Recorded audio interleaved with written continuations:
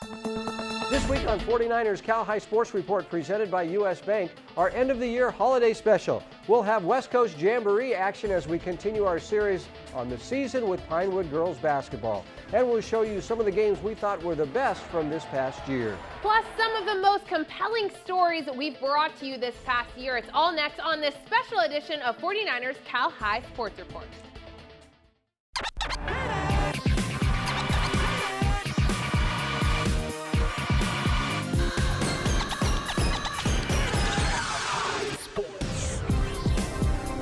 Welcome to 49ers Cal High Sports Report presented by U.S. Bank. I'm Robert Brownstein. And I'm Aubrey Tolliver. We begin tonight with our series, The Season with Pinewood Girls Basketball. This week we follow the Panthers through the very tough West Coast Jamboree Holiday Tournament. That's right, the Panthers playing in the Platinum bracket with some of the very best teams in the nation. A big test for the girls this week. The Season with Pinewood Girls Basketball is brought to you by Morgan Manos Shepler, your trusted Peninsula real estate agent, and by Chef Chu's, a Peninsula favorite for tempting innovative Chinese cuisine since 1970.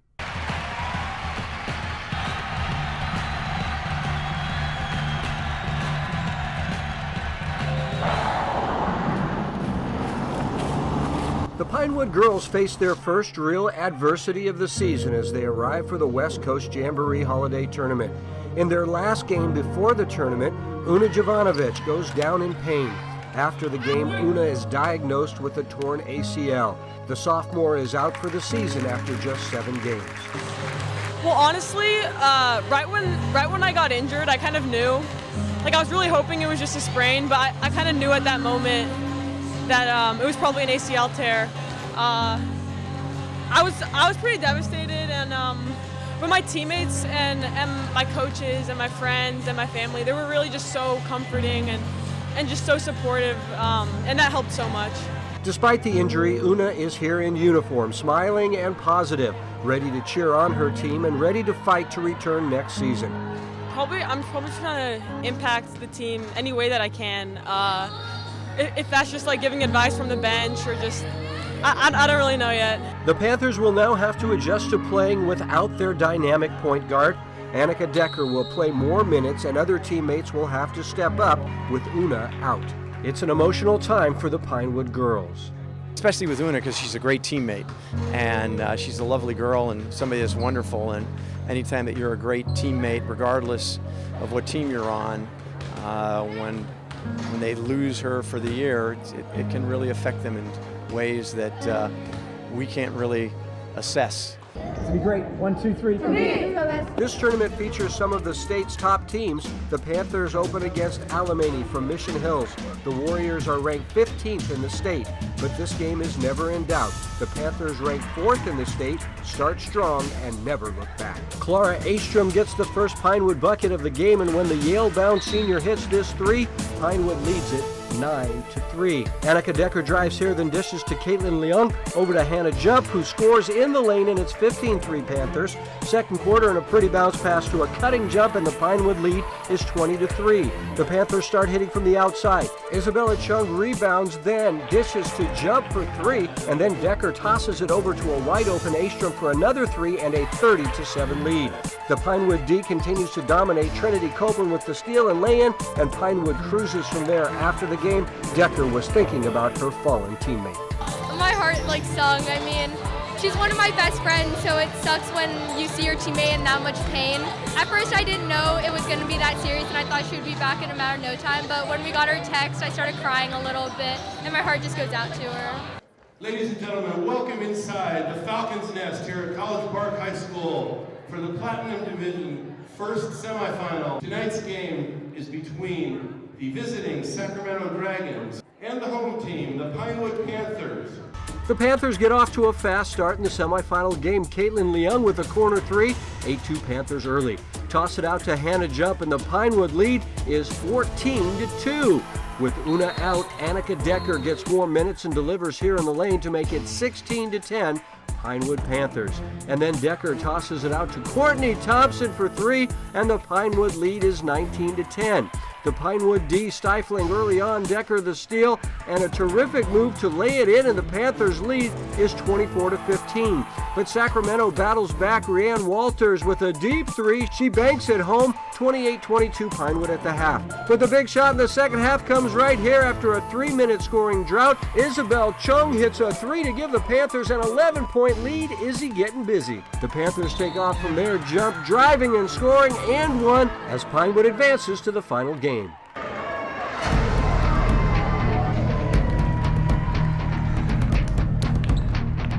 In the title game, the Panthers face 6'5" USC-bound senior Angel Jackson, who scores her team's 7 first-quarter points.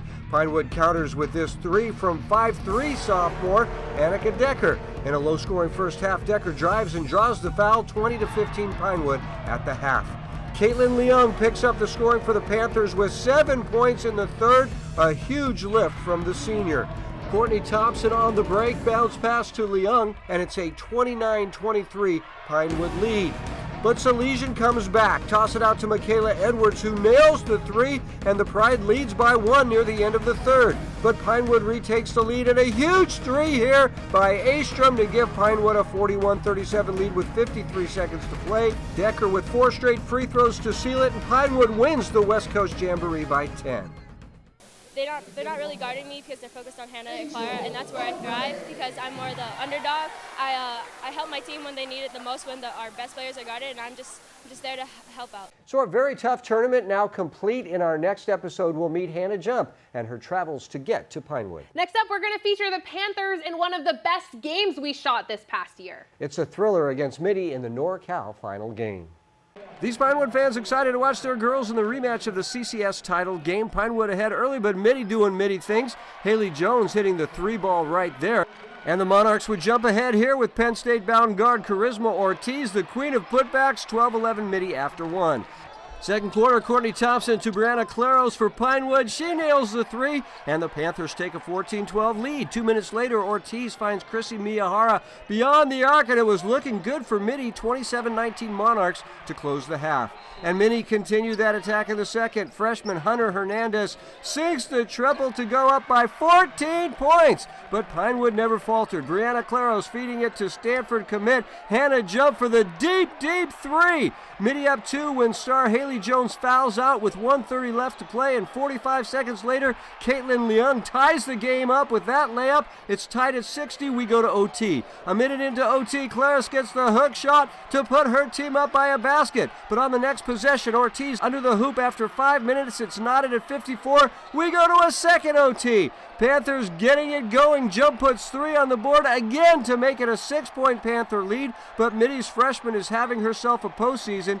Hernandez landing a 3 of her own. We're tied at 65 to triple overtime. Pinewood with the first points with this Leung 3-pointer, and the Panthers would keep Mitty to just 2 points in the third overtime. Claros drives into the paint, lays it in, and the Pinewood Panthers take down the top team in the nation. An upset for the ages with Hannah Jump coming in clutch for the Pinewood Panthers with 24 points. Coming up, the story of the football team coming together for the love of their moms. And the big CCS title game with St. Francis and Valley Christian. Luxury real estate is far more than a transaction. It's about living the life you deserve. Morgan Mano Shepler with McGuire Real Estate knows a commitment at this level requires a rock-solid relationship with experts who truly understand each local community. Go to Morgan's website to learn more about available homes for sale, read Morgan's client testimonials, and request a complimentary home valuation. With Morgan's proven track record for success, her clients enjoy a complete concierge service experience from start to finish. Because anything is possible when you have the right agent.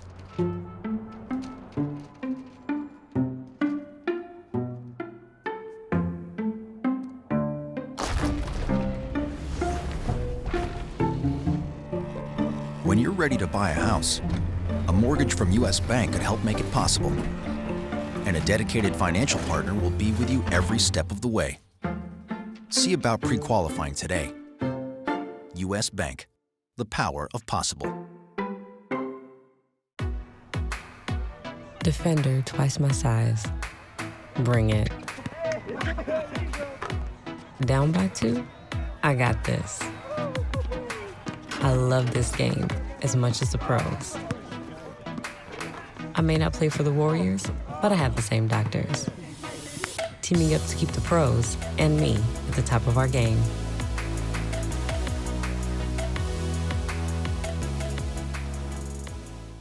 It's here! It's the Big Finish sales event at the #1 hybrid dealer in the world, South County of Gilroy. Get $15,000 off the MSRP, huge tax breaks, and rebates on the best-selling hybrid in the Silicon Valley, the Chrysler Pacifica. This is your last chance to get your tax credit and access the commuter lane. Only 125 left. They are selling fast, so get yours today. South County of Gilroy and South County of Marin. Tax break, tax break, tax break. One of the most touching stories of this past year comes from the Independence High School football team. The team was rocked with news of two of their moms battling breast cancer. How the team responded was amazing.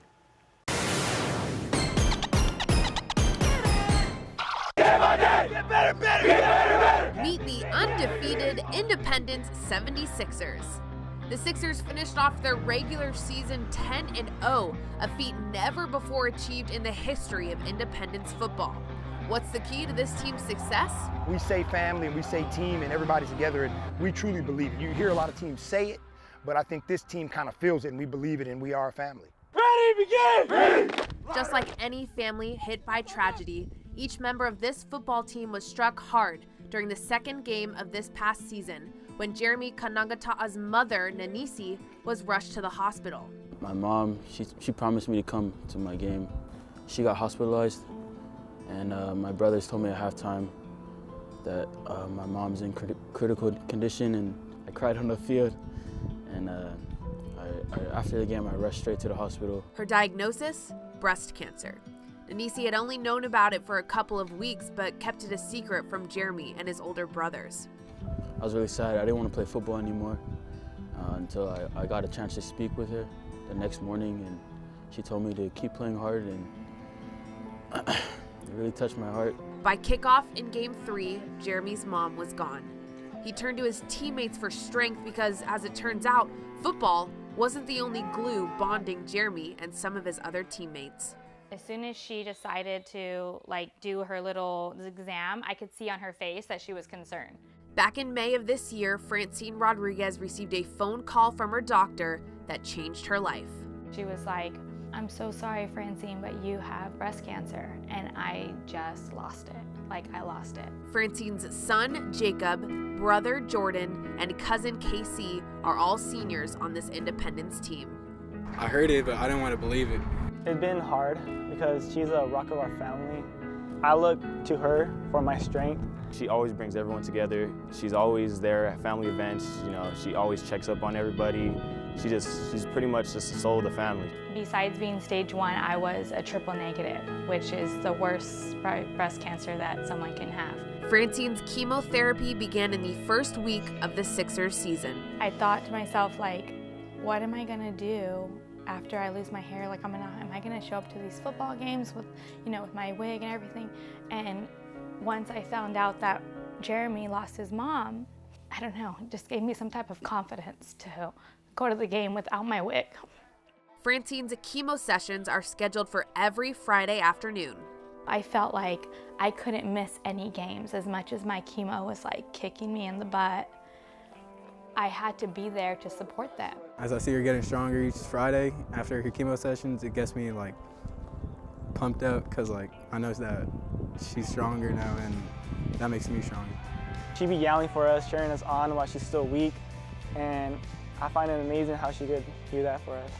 I can't thank her enough for supporting me and my family on the field every Friday night. A football family brought closer by their love and support for two amazing women. One passed on, the other still fighting. One of the best football games of this past fall season was the CCS title game with St. Francis and Valley Christian. That's right. St. Francis won the first meeting between the two teams, giving them the league title, but the Warriors were out for revenge in the rematch. Tonight's game is a rematch of a game played in early October. That one was won by the St. Francis Lancers. Momo Wilmer with the big play of the game as Valley Christian was driving for a go-ahead touchdown. Wilmer gets the interception in the end zone. So St. Francis won that one 7-3, and that eventually led to the West Catholic League title for the Lancers. Expect another defensive battle tonight in the Block Construction CCS Blockbuster game. Right off the bat, Valley in great position after a muff punt. Isaiah McIlvain goes far side and dives in, and Valley leads at 7-0. St. Francis right back later in the first as Ryan Daly throws deep for Evan Williams, and our player of the year hauls it in and runs all the way down to the 16-yard line. Then handed to a Petty Fangupo, and I'm a big fan of the Fangupo. We're tied at 7-all. Later in the first, Daly over the middle to Evan Williams, and a terrific catch by Evan. He had a great game for the Lancers. Second quarter now, same drive, and it's Fangupo again taking it in. The Lancers have a 14-7 lead. More Lancers in the third as Daly fires deep, and again it's Williams hauling it in and down at the 7-yard line this time, and that leads to this 34-yard Mike Leahy field goal. 17-7 Lancers, looking good. But back come the Warriors as Corey Taylor fires to Zach Laidlaw for a big first down, and that leads to this Lucas Ramirez 24-yard field goal. It squeezes through, and it's 17-10 Lancers. A series of turnovers in the second half. This pass is picked by Colorado-bound three-sport star Momo Wilmer, but the Lancers can't take advantage as they cough it up. The ball recovered by Enrique Nava. 4 minutes to go in the game as Taylor fires to Devin Vanderbilt, who cuts inside, then breaks some tackles and races outside, and he is gone 55 yards, and we are tied at 17-all, and we go to overtime. Valley on offense first. Taylor throwing to Skylar Loving-Black, who makes a fine catch, both feet down, 24-17 Warriors. Now it's the Lancers' turn. Daly tosses to Evan Williams, who makes a terrific catch, and we go to a second OT. The Lancers go first this time, and again they toss the fade to Williams, who fights free and makes the catch, but the extra point is missed. The Warriors hand it to Tommy Dunham, who dives in to tie the game. It all comes down to the extra point, and Lucas Ramirez floats it through, and the Warriors from Valley Christian are the Open Division CCS champions with a trip to NorCal next week. A great team effort by the Warriors, who had a lot to prove in this game. Coming up, the story of the amazing golfer from Concord and what he's accomplished on and off the green. When I first came here, my goal was to be a contributing player on my high school's JV football team. The center actually not only helped me achieve my goals, but exceed even what I initially set out to do.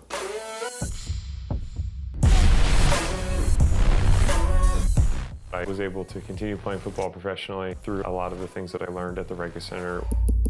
The Rega Center is a place to help you achieve your goals and then, tailor it to whatever the person's goals might be. At San Jose State University, we discover who we want to be. For ourselves, for our families, for our communities. Different and unexpected. Begin here. At the heart of a transforming valley, in a city that is tough and beautiful. We are Spartans.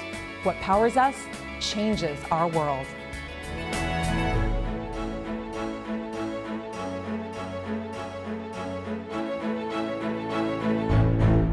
High school sports builds character, builds communities, builds legacies, and Block Construction plays a big part in this, building state-of-the-art athletic facilities all around the Bay Area. With an unwavering commitment to teamwork, innovation, and quality workmanship, Block Construction places great value on dedication, performance, and successful outcomes. Block projects inspire excellence and are a place where memories and legacies are built.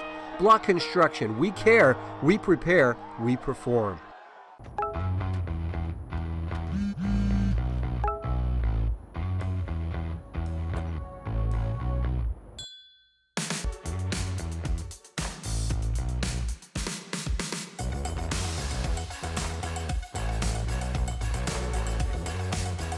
Enjoy the latest movies in a luxury lounger at the new Century Theater, now opened at Southland Mall in Hayward. For tickets, download the app or go to Cinemark.com. John Scott Sens has battled cerebral palsy all of his life, but has beaten the odds and become an amazing golfer. I followed John Scott during a round of golf this past spring to find out how he has become so good.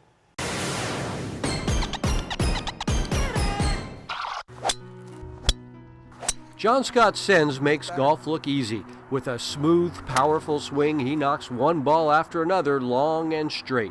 But what looks easy is not. John Scott was born with cerebral palsy. He has what's called left side hemiplegia, where there is damage to the part of the brain that controls muscle movement. Well, I was born with it, and really, it really hasn't affected me when I'm playing golf. I just take it as I'm a normal person. When he was born, we were told that, his chances of walking weren't going to be real good, that he'd probably be in a wheelchair. And, no one told John Scott that. The cerebral palsy affects John Scott's left hand and his left leg. He also has hearing loss in his left ear.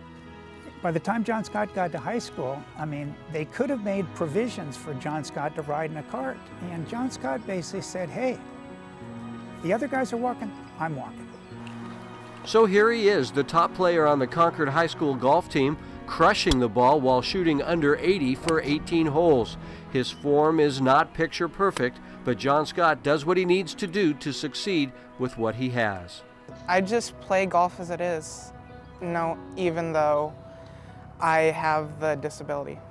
It doesn't really, like I said, it really just doesn't affect me that much. Started working with John Scott, and I tried to make some changes in his golf swing, and it just went terribly wrong. And I was like, okay, this is not working.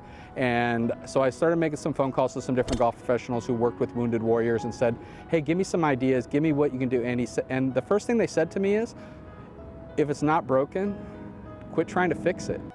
John Scott wears a brace on his left leg and a glove on his left hand. The right side of his body does most of the work. This is John Scott as part of the First Tee program 8 years ago. He credits that program, along with lots of support from physical therapists and his family, for getting him to where he is today. Growing up with cerebral palsy was tough, with people teasing him and doubting what he could accomplish. Sometimes I kind of break down a little bit, but other times I just, if it's really bad, a tease, I sometimes break down, but if it's not, I just don't talk about it. Kind of makes me sad, someone has a disability and you don't, doesn't mean you have to make fun of them, I think. But for John Scott, there is no disability. He plays golf better than most people. He would like to go on and play in college. It's helped me get to know a lot of good people, and also it's helped me get along with my current friends now who play golf. Changing so much on his swing, when people first see him set up and grip the club, and they're like, and they don't expect much. And then all of a sudden he hits one and he hits a nice little fade right down the middle, and they look at it and go, wow.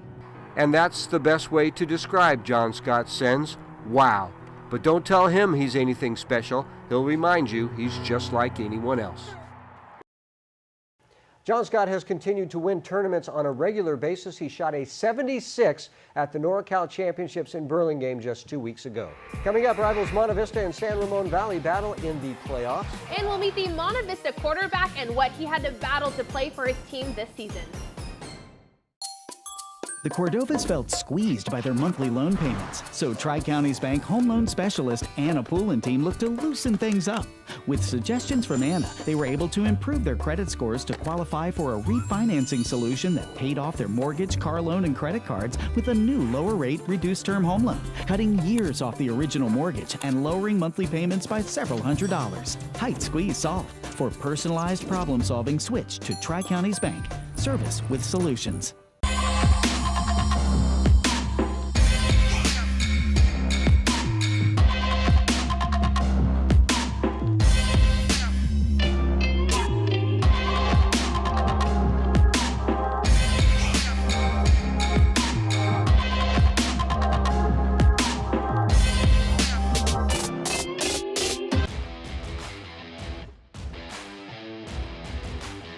College football fans, get your popcorn ready and start your New Year's Eve party early at the Red Box Bowl. Secure your spot at Levi's Stadium December 31st at noon as Oregon takes on Michigan State, only on Fox. 2 great conferences, 2 great teams, 1 unforgettable bowl game. The Red Box Bowl, December 31st at Levi's Stadium. Visit redboxbowl.com to lock in your seats today. Serino Group is committed to giving you the very best service when buying or selling a home, but we're also committed to giving back to the communities we serve. We are encouraged to see the good and uphold it. Serino Group has pledged to give 1% of our gross commissions to charitable and community groups making a positive difference. Serino Group has donated more than $2 million to these groups since the inception of the 1% for Good program in 2012. Go to our website to see the list of recipients. Serino Group, our community is your community. Hi, I'm Lucy Wiedemeyer. And I'm Keith Andrew. And we are both brokers with Serino Group. Many of you will remember legendary football coach Charlie Wiedemeyer, my husband, who was a champion of high school sports. And together, Keith and I support high school sports in our Bay Area. One of the most exciting football games this past season was the rematch between Monte Vista and San Ramon Valley. That's right. In the first meeting, the Wolves beat the Mustangs by a touchdown, but the next time the two teams met, it was for the NCS playoffs. San Ramon Valley is fired up, taking on arch rival Monte Vista with the season on the line. And the Wolves would strike first. Stanford-bound running back Tristan Sinclair gets the handoff and falls his way into the end zone. SRV goes up 7-0 and 2 minutes left in the first. Tackle Carson Reitman clears the lane for Gavin Cribb. He breaks the tackle and off to the races. That's over a 25-yard run, leading to a field goal, 7-3 SRV. San Ramon Valley looking to add more to their lead in the second, but strong safety Nate Rachena has other plans. Nate is going to take it nearly 40 yards back the other way, and that play was so very important because here is Mustang quarterback Jack Stewartson dropping back, seeing a man downfield and delivers an absolute dime to Matt Brachaska. What a throw, and it's Monte Vista up 10-7 at the half. Third quarter, Stewartson again with the perfect pass over the shoulder to senior Ryan Colonna, and Monte Vista trying to get their revenge on the Wolves. But the Wolves in striking distance here. Brandon Camisa fakes the handoff and finds a diving Deuce Palmer in the end zone, making it a 3-point Mustang lead. Only a minute later, Noah Thomas trying to dive in for the score. He stopped, but eventually finds his way in. San Ramon Valley goes on top by 4. Wolves at midfield in the fourth. Camisa giving it to Jacob Hyman, and he's back after being injured in the Wolves' last meeting with the Mustangs, and he had a fantastic game. Envy would stop the Wolves' drive, and here is the offense going for the win with less than a minute to go in this game. A throw deep to the end zone, but the receiver is well defended by Sam Stevenson, and San Ramon Valley wins it to move on to the semis, set to face Vintage. Monte Vista quarterback Jack Stewartson had a terrific game that night. Jack overcoming so much to play this season. Our Austin Manili profiles this outstanding young quarterback. When it comes to the game of football, each player puts in a lot of energy to win games and become a successful athlete. For Jack Stewartson, his road to success was hit with an obstacle which almost prevented him from ever playing football. When Jack was in 8th grade, his health began deteriorating. At one point in the season, I was the fastest kid on the team, and then I was finishing last in sprints at the end of practice. And I was like giving my hardest, and I was in last place, which didn't make sense. Jack went in for a physical, and doctors found nothing abnormal with his health. But he was constantly sick, causing him to lose 25 pounds in 4 weeks. I just got tired, and I started not feel well, and then I started to sleep like all day. It just like progressively just got worse and worse. What made it bad is when I was I wouldn't have noticed I would throw up just like out of the blue. And then like the next day I'd like feel that I'm perfectly fine. After visiting 4 different doctors in 1 month, Jack was diagnosed with Graves' disease. His thyroid couldn't keep up with the amount of hormones his body was producing. I was worried that they told me maybe I'd never be able to play sport again. They told me, I thought I did not want to have surgery. I ended up having surgery. That was probably, in the moment, the scariest thing because I'm so scared of surgery and all that. Probably the scariest time of my life. I think having 2 other kids, him being our baby, you think about somebody ever getting sick in your family, you just don't think it's going to be one of your kids. And when we sat down with the doctor and they asked the questions and said, you know, hey, we think this is what's wrong with him, and he looked at me and he said, Dad, do I have cancer? And I didn't know the answer to that question. And we didn't know at the time, so it was really scary. Doctors performed surgery to remove 6 inches of Jack's thyroid. It was 3 times larger than a normal thyroid. I was like, wow, I had no idea. I didn't even think it was mine, to be honest. After successful surgery, Jack was sidelined for 6 months. Doctors told him to avoid all physical activities. When he was cleared to play football, it took him a while to get into playing shape. When I talked to him about it, it was just like, oh, I just had this thing, and it's just a nonchalant thing to him. And then you hear about it from his dad and his family, and it was a big deal, right? I mean, he had to stop doing physical activity for a long time, so he fought more than he would ever lead on. I think just having a positive mindset and knowing that like it will get better and there's a resolution to what's going on. After a year of keeping a positive attitude and with the help and encouragement from his family and team, Jack was back on the football field playing the game he loves. Now a junior, Jack is the starting quarterback for the Monte Vista Mustangs. I think it says that I'm able to face adversity, and when hardships come, I can get through them. With the help of medication, Jack is able to keep his thyroid hormones functioning normally. Through his size and amazing accuracy, this junior is now getting Division I attention, an amazing accomplishment after a scary moment just over 2 years ago. Coming up, wheelchair basketball star Ben Thornton. Hear his amazing story next. And the thrilling last-second victory game between Campo Lindo and Clayton Valley when 49ers Cal High Sports Report returns. Last spring, we had the pleasure of meeting wheelchair basketball star Ben Thornton. Ben amazed us all with his positive attitude and joy for the game of basketball.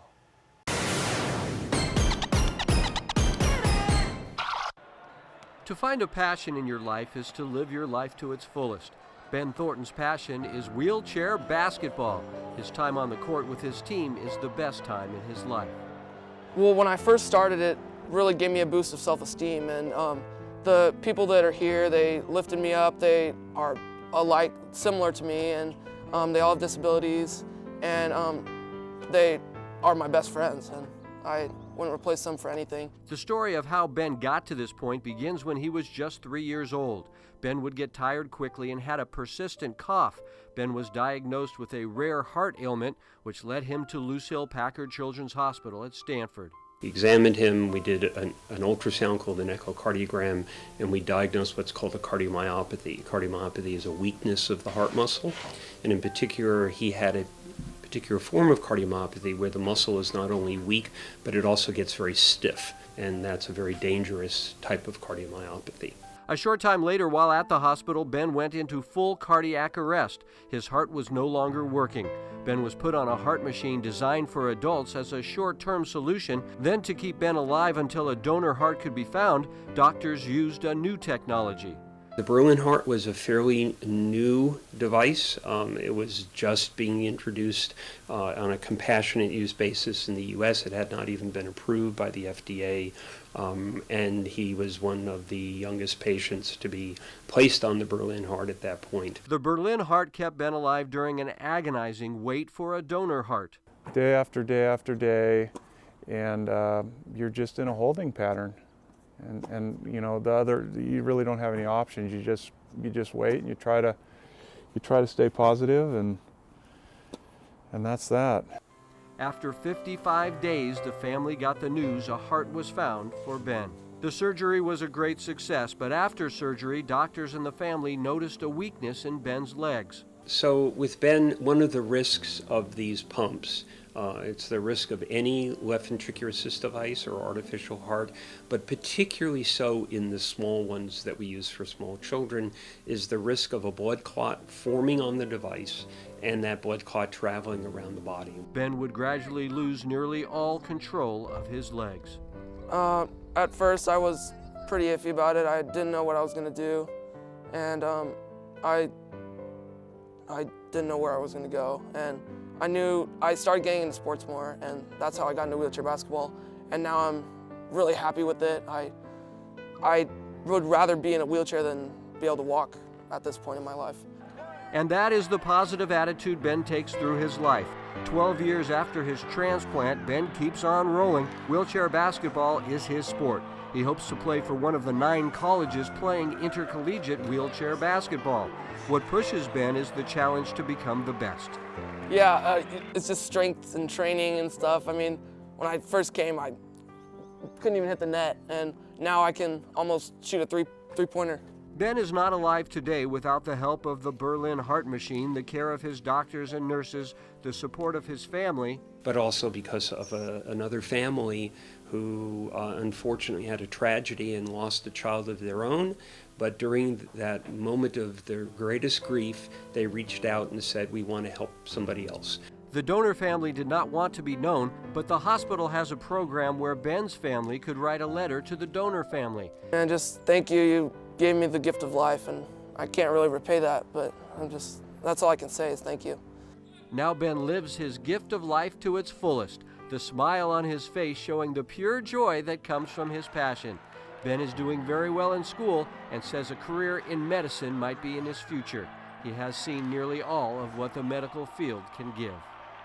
Just a wonderful young man. He came to our banquet last year and just wowed everyone. Yeah, very impressive. Ben would have loved this next game, a high-scoring, down-to-the-wire game. That was, of course, our block construction blockbuster game, and our Chiara Biagini was there. Big game tonight here at Camp Lindo High School as the Cougars try to topple the undefeated Clayton Valley Ugly Eagles. Now, Clayton Valley is coming off a huge win last week against Las Lomas. The Uggs are led by a dangerous duo, senior guard Garrett Pasco and senior forward Nick Klarman. Expect a lot of points from those two. Campo will look to their young point guard Carter Mahaney. The sophomore has been a great leader for the Cougs, averaging 15 points per game, and will try to disrupt Clayton Valley's perfect season in tonight's block construction blockbuster game. Clayton Valley knows how to start a game. Garrett Pasco gets the tip and wastes no time as he hits the three. But Campo says, hey, I can do that too, as Carter Mahaney finds David Ahazi and swish. The Cougars take the lead 2 minutes in and spring forward. Mahaney with the ball. He finds an opening and sinks the jumper. Campo with a 29-13 lead at the end of the first. But Clayton Valley cuts it to 10 as Pasco finds Shinjin Spear in the corner, and that's good for three. Campo keeps rolling. You might have heard this name before. John Torchio with the reverse lay-in. Great play there. The Cougs grab a 13-point lead right before the half. Here's Mahaney to Trevin Krochik to Will Cummins, and he hits from downtown. Back from the half, and Campo grabs its biggest lead of the night as Krochik hits it for two. Cougs lead by 20, but the Uggs pull within 10 as Pasco passes it to Spear, and he hits nothing but net. The Uggs are not done just yet. Zach Martinez drives to the rack and gets the bucket for the three-point play, making it 82-80 Campo. And with 20 seconds left, give it to Pasco. He can't miss. Pasco ties it 82-all. We're heading into overtime. Campo takes a 6-point lead in OT as Krochik gets the steal and finishes at the hoop. But Pasco is on fire for the Uggs. He drops two clutch threes to tie it 90-all, forcing a second overtime. The Uggs grab the lead as Nick Klarman intercepts the pass and breaks for the hoop, slamming it down. But Campo ties it 98-all, and with 7 seconds to play, Mahaney brings it coast to coast and somehow gets the layup to go. Time runs out, and Campo takes the W. The fans rush the court. What a game, 100-98. Mahaney breaks down the win after the game.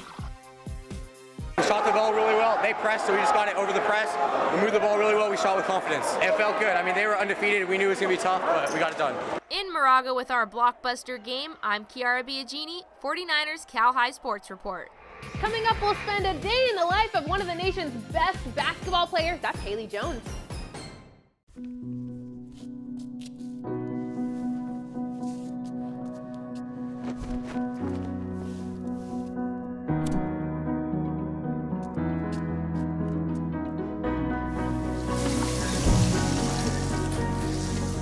The difference between possible and impossible?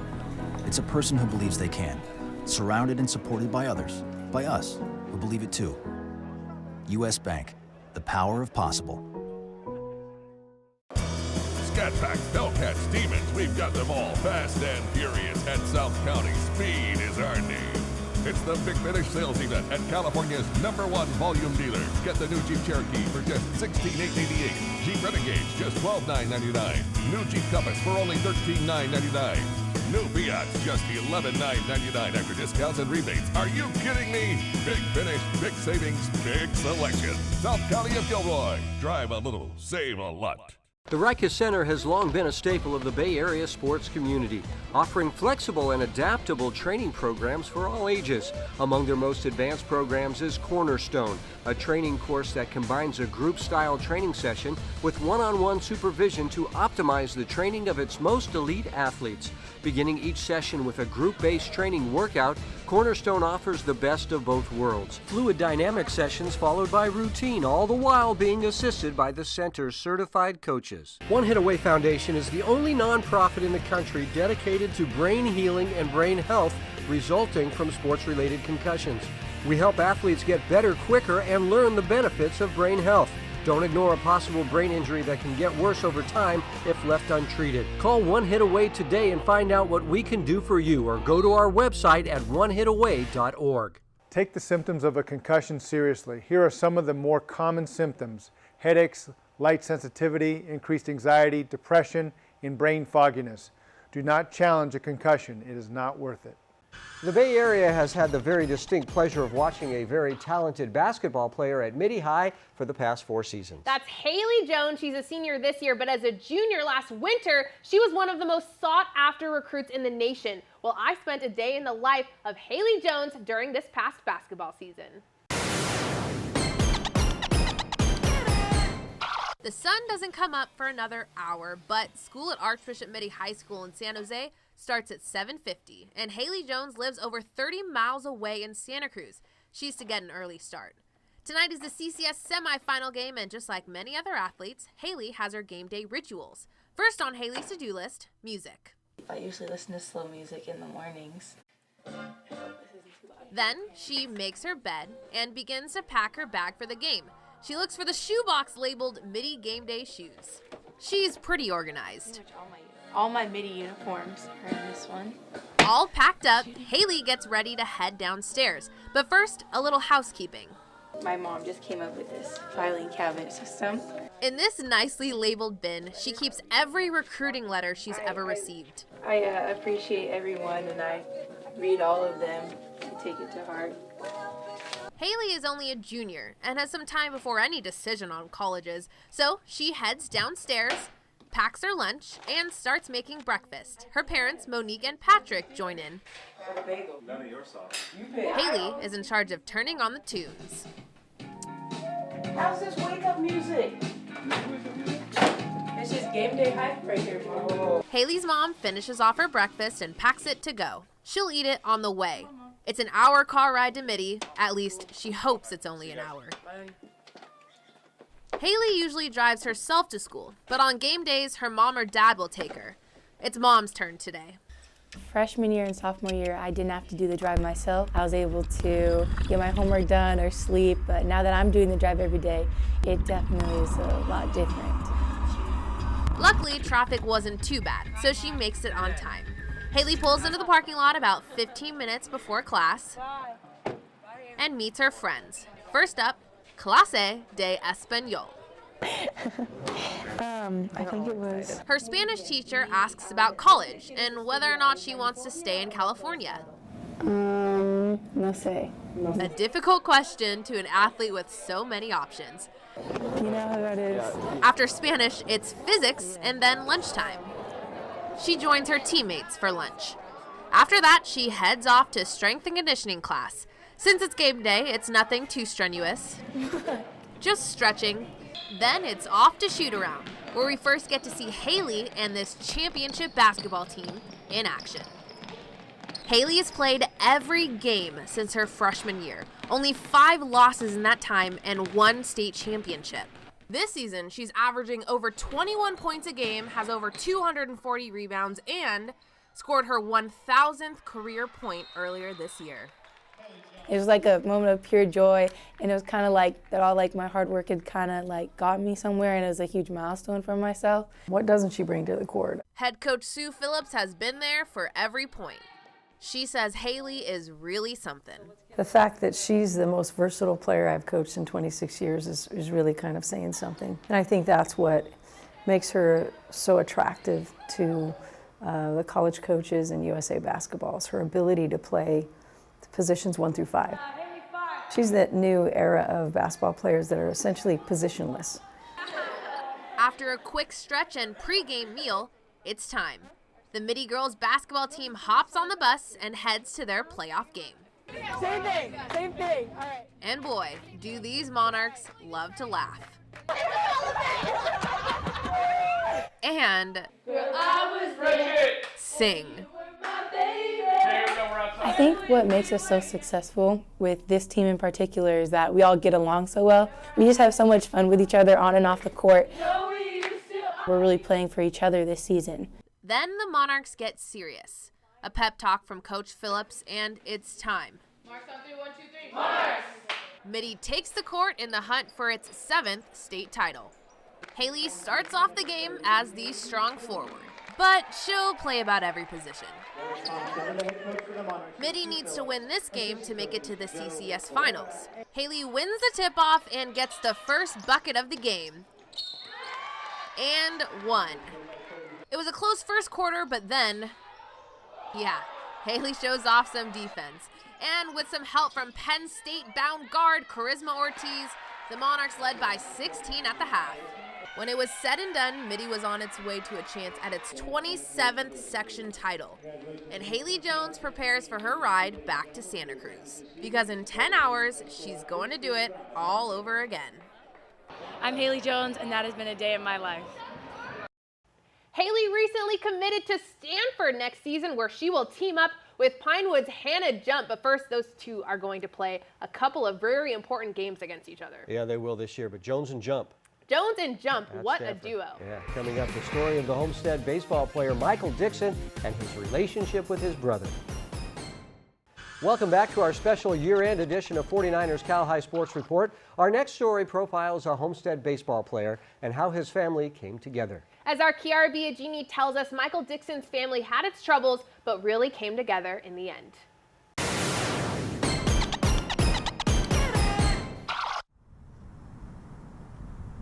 In many ways, the catcher is a leader of a baseball team. He calls pitches, sets the defense, and vocally conducts his teammates. Senior Michael Dixon thrives in this role for the Homestead Mustangs. I like catching. I like being in control back there with the view of all the field, and it's really nice to just know that it's an important position, and I like throwing people out too. It's a new year for Homestead baseball, with new head coach Eric Peeney taking over the program. As captain, Michael loves the discipline and structure of this year.